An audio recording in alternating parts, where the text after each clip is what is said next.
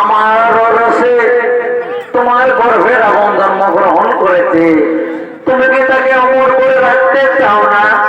হ্যাঁ হ্যাঁ স্বামী, আমি তাকে অমর করবই। তার সমযোদ্ধা যেন কেউ না থাকে এই পৃথিবী মাঝারে। নিকষা, মনে পড়ে কি তোমার সেই ব্রহ্মদেবের কথা? একমাত্র নর ও বানরের হাতে হবে রাবণ নিধন। না না স্বামী, আমি আমার পুত্রের মৃত্যু কথা শুনতে চাই না। এ কথা তুমি মুখে উচ্চারণ করো না।